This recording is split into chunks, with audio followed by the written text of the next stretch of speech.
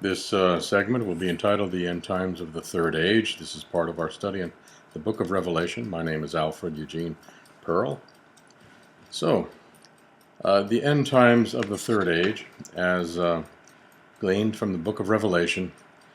Now, if you see that white line there where it says white horseman, red horseman, black horseman, green horseman, the line below that, okay, everything above that line is from the Bible. That's just the five or the seven seals.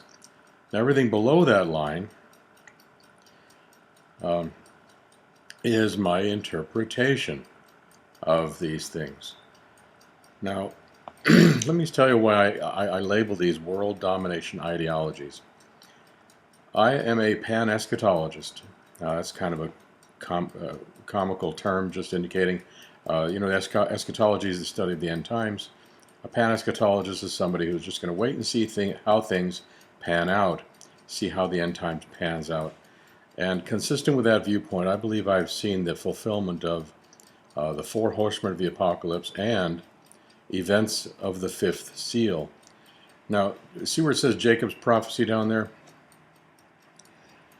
Jacob's prophecy is this cryptic passage in Genesis 49 where Jacob calls his 12 sons together. These are his natural born sons, not the two grandchildren that he adopted. And he pronounces some very just bizarre pronouncements over them but when he calls them together, he says, hey, gather around, boys. I'm going to show you what's going to happen in the latter days, in the last days. So these prophecies definitely pertain to the latter days. I believe we are in the latter days.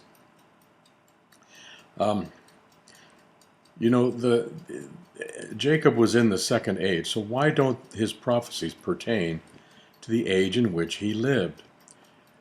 Mainly because the nation Israel has been regathered out of the nations and became a nation in 1948. So I believe this is God's way of recompensing them for the 70 years in captivity. And so this prophecy pertains to this 70-year period in the latter days. Yes, that's not something you can draw out from the Bible. It is my own interpretation and speculation. So if you want to disregard it, that's fine. But if you follow my reasoning, you might see how this construct fits together and explains a lot of problems with so many different prophetic scenarios that have been presented. But this is a good time to bring to your attention that throughout the ages, there have been crack scholars and crackpots who have assigned the events occurring in their day as a fulfillment of prophecy. I hope I'm the former, not the latter. But again, you are responsible before God for what you believe. So don't just take at face value anything I say. I want you to go to the Word of God, confirm these things on your own. I'm going to try to tell you when something I present is absolutely biblical and when something is just my interpretation. The bulk of what I present in this section, well, in all these tapes, is my interpretation, because prophecy requires interpretation. All prophecy is couched in terms, I believe, in such a manner that you won't recognize it until after it's come to pass. And I believe that's what we're looking at in the book of Revelation. We're going to take a look now at a study of the end times witnesses. Now, the only time age-end witnesses are actually presented in the Bible is in the sixth trumpet in Revelation. The very final event of the sixth seal events are these two witnesses that arise, and it says that they are killed for their testimony. They lie dead for 3 days, and after 3.5 days, they're raised from the dead, and they ascend into heaven. Now, you see, that's something in which they parallel Christ. Christ was killed in Jerusalem. He was dead for 3 days. He rose from the dead and he ascended into heaven. Now, recognizing that there's a parallel between the opening patriarch of the third age and the two witnesses at the end of the age, I have observed that there are other age end witnesses as well. Now, I only call them witnesses because they follow that particular characteristic that they reflect, nature and character, or at least the defining characteristics of the patriarch who opens the age. Adam, obviously, the first man, is the patriarch of the first age. And of course, his defining characteristic was his dominion. God placed him in the garden of God, which was to be the seat of his dominion. He was to have dominion over 4 categories of living creatures. 4 rivers flowed from the garden of God. 4 lands surround it. And when Adam sinned, when he rebelled, he was removed from his position of dominion by God. Now Nimrod arose at the end of the age. He's the final character of the first age. There are no intervening texts, no stories are introduced, no characters are introduced before the introduction of Abraham, and who's the father of Isaac, the patriarch of the second age. So Nimrod rose to dominion. He's the final character in the first age, and of course his dominion was, oops, wrong one. Nimrod's dominion also involved a 4-parted kingdom. It says Babel, Erech, Calneh, and oh gosh, there's one other. I thought my next slide showed that, but it doesn't. And of course, this Tower of Babel was the central feature of his dominion, so he also is in the midst of 4, and God removed him from his position of dominion by God.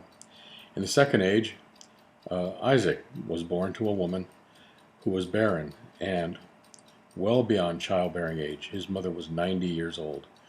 John the Baptist was born to Elizabeth, another barren woman, well beyond childbearing age. And of course, John the Baptist was the fulfillment of the prophecy that I will send my messenger before thy face, and he will prepare the way before you. And of course, he's the one who ushered out the age. He was killed by an emissary of Rome. Of course, the fourth and final manifestation of Daniel's prophecy at the end of the age. Jesus, of course, the patriarch of the third age, killed in Jerusalem. We covered this. Rose from the dead. After 3 days, ascended into heaven. And of course, the 2 witnesses in the 6th trumpet, killed in Jerusalem, rise from the dead after 3 days, and ascend into heaven. And the kingdom age. Now, this is a little harder to extrapolate because not only can you look historically and see that it happened, but you got to look at prophecy and somehow extrapolate who's the, well, we know Emmanuel as the opening patriarch of the kingdom age. He arrives riding on a white horse in Revelation 19. And it says his defining characteristic in the text indicates that in righteousness doth he judge and make war. Of course, his opening acts all reflect that character, that nature and character, that in righteousness doth he judge and make war.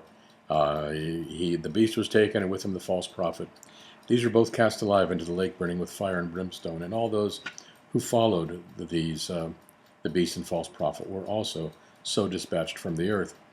At the end of the kingdom age, after Satan is released from chains, he leads a rebellion. And it says when they surrounded the heavenly city, does it say heavenly city? Oh, well, the holy city. The fire came down from God out of heaven and devoured them. And so that's a reflection of the same defining characteristic of the patriarch of the kingdom age. So I'm assigning God as the witness of the final age. And there's a couple supporting passages.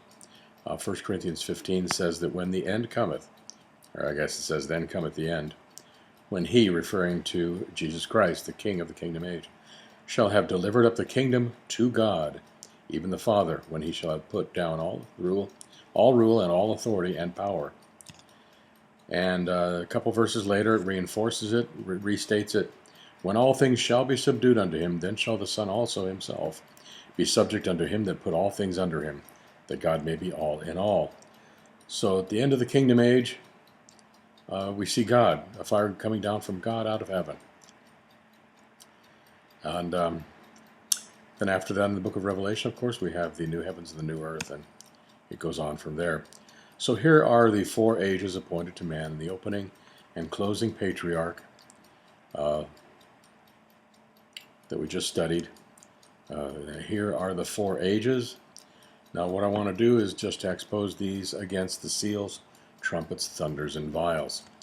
See, there's 4 ages, and each patriarch of each age has a nature, has defining characteristics. I'm going to suggest to you that the 4 sevens of Revelation reflect those succeeding natures and characters. The seals will reflect the nature and character of the Adamic age, or that of rebellion. The trumpets, I believe, are on behalf of and possibly at the hand of the chosen people, the nation Israel and the world today. The age of the ecclesia is reflected in the fulfillment of the thunders, which we know nothing about, because after the thunders uttered their voices, made their pronouncements, John is told to seal up what the thunders uttered and reveal it not. And because after they make their pronouncements, let me get this straight here, in the 6th trumpet, that's it. The thunders make their pronouncements in the 6th trumpet.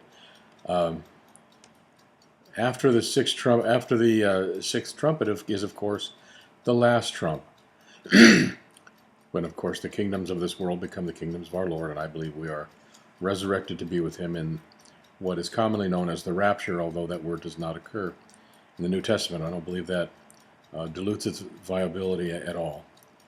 So, and in the 7th, after the 7th trumpet sounds, there's war in heaven, and Satan is cast out. So I believe, even though the thunders made their pronouncements in the 6th trumpet, they become manifest. They actually come to pass after the sounding of the last trump. And so the thunders not only pertain to the church, but I think the church plays a hand in that war in heaven. And of course the vials, they're referred to in the Bible as the golden vials. And if you look in the temple, the Holy of Holies, everything in the Holy of Holies was overlaid with gold. The Ark of the Covenant is there, the cherubim on the covenant, cherubim on the mercy seat. Anyway, all the imagery is that reflecting the royalty in the kingdom age, and the golden vials and the Holy of Holies. And there is a correlation between these others as well. In the court of the Gentiles, anybody could go there. You could be a foreigner. You could have physical deformities. You could be a woman. Anybody could go in the court of the Gentiles.